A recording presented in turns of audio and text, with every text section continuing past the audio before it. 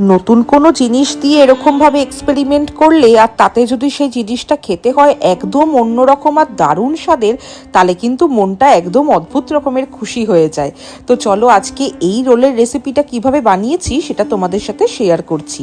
তো প্রথমে আমি এখানে কড়াইতে অল্প একটু তেল দিয়ে তাতে নুন দিয়ে তার মধ্যে এক এক করে ক্যাপসিকাম আর পেঁয়াজগুলোকে দিয়ে লাল লাল করে ভেজে নিয়েছি। তারপরে ওপর থেকে কিছু কেটে রাখা পনিরও দিয়ে দিয়েছি। আমি না এখানে তেলের পরিমাণটা খুবই কম ব্যবহার করেছি, তোমরা চাইলে এটা বাটারেও করতে পারো।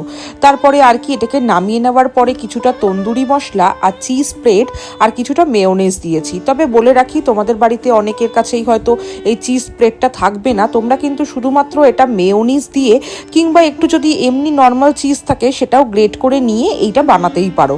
টেস্ট কিন্তু দুটোরই খুব ভালো হবে।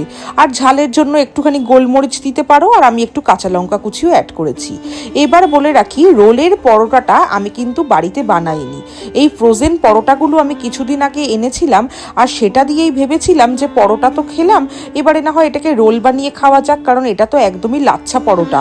তো যার কারণে এই পরোটাটাকে এপিটোপিট হালকা তেল দিয়ে সেঁকে নেওয়ার পরে ওই যে পনিরের স্টাফিংটা বানিয়ে রেখেছিলাম সেটাই মাঝখান থেকে দিয়ে দিয়েছি। ওপর থেকে চাইলে তোমরা এর ওপরে শসা পেঁয়াজ কুচি এমনিও দিতে পারো, তবে আমার মনে হলো কিছু না দিয়ে এইভাবেই যদি একবার বানিয়ে খাওয়া যায় তাহলে কিন্তু দারুণ লাগবে। না, এটাকে স্ট্রিট স্টাইল রোল আমি বলবো না, তবে যেটা বানিয়েছি সেটা খেতে কিন্তু স্ট্রিট স্টাইলের থেকেও খুব ভালো হয়েছিল। এরকম রেসিপি পাওয়ার জন্য চ্যানেলটিকে সাবস্ক্রাইব করে রেখো। ধন্যবাদ।